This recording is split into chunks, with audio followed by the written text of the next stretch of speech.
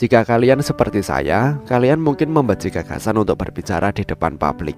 Kalian mempersiapkan diri dengan gila-gilaan untuk pidato dan berlatih di depan cermin jutaan kali. Kalian membayangkan diri kalian di depan orang banyak, mengujinya pada keluarga dan teman. Kalian telah berlatih begitu banyak sehingga pada dasarnya kalian sudah hafal sama pidatonya. Tapi ketika saatnya tiba, kalian berdiam diri atau membeku. Maksudnya grogi yang luar biasa dan kalian bingung akan melakukan apa. Respon lawan atau lari bisa memungkinkan kalian bertahan dari situasi yang menakutkan ini. Tapi banyak dari kita berakhir seperti tikus yang terjebak dalam lem tikus, membeku dan tidak bisa bergerak. Kenapa kita melakukan ini? Terutama ketika berdiam diri atau membeku bisa memperburuk keadaan, seperti berhenti di depan kendaraan yang sedang berjalan. Apa yang terjadi di dalam tubuh kita yang menyebabkan respon ini terjadi? Check this out.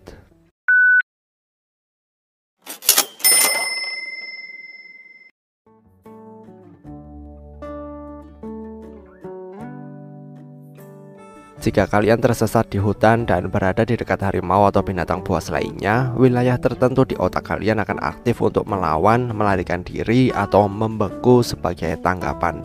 Terlepas dari tiga respon terkenal ini, tubuh kalian juga bisa mengalami imobilitas tonik ketika melawan atau melarikan diri tidak mungkin dilakukan. Hewan terkadang membeku untuk membantu mendeteksi lingkungan ketika mereka merasa terancam oleh pemangsa. Tanggapan lain adalah imobilitas tonik. Tidak seperti pembekuan yang terjadi lebih awal selama situasi stres, imobilitas tonik terjadi beberapa waktu kemudian. Ketika kalian tidak memiliki pilihan untuk melarikan diri, imobilitas tonik secara aktif mempersiapkan kalian untuk menghadapi ketakutan kalian. Sebaliknya, imobilitas tonik membantu hewan untuk berpura-pura mati supaya tidak dimangsa oleh pemangsa mereka. Karena pemangsa seringkali tidak memakan hewan mati. Jika kalian pernah mendengar tentang tupai yang tiba-tiba diam dan berpura-pura mati, maka kalian tahu apa yang saya bicarakan. Sepertinya pembekuan adalah kebalikan dari apa yang ingin kalian lakukan ketika menghadapi ancaman, tetapi sebenarnya bisa menyelamatkan hidup kalian dalam situasi yang tertentu. Contohnya seperti ini, kalian seorang polisi yang ditugaskan untuk menangkap kartel narkoba. Kalian dan pasukan kalian berada dalam gedung yang ditinggalkan dan siap untuk tembak-menembak. Kalian sedang bersembunyi di balik lempengan beton ketika tiba-tiba seseorang pria muncul di depan kalian dengan pistol. Kalian membeku selama beberapa detik. Senjata kalian kemudian diarahkan ke pria itu sebelum kalian menyadari jika dia sebenarnya adalah anggota pasukan kalian. Karena fenomena ini biasanya hanya berlangsung selama beberapa detik. Perhatian kalian yang meningkat selama pembekuan memungkinkan kalian memproses apa yang kalian lihat sebelum mulai menyerang. Apa yang terjadi pada tubuh kita ketika kita membeku? Sistem syaraf otonom memainkan peran besar dalam menghasilkan respon fisiologis dan perilaku defensif terhadap ancaman.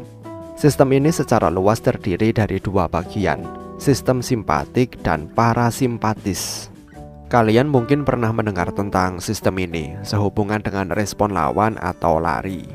Itu karena sistem simpatik memberi kalian energi untuk mengatasi ancaman yang dirasakan dengan mengaktifkan respon lawan atau lari. Di sisi lain, sistem parasimpatis memastikan kalian bisa beristirahat dan pulih setelah bahaya berlalu. Pembekuan adalah respon lawan atau lari yang ditahan. Ketika membeku, sistem simpatik dan parasimpatis diaktifkan secara bersamaan.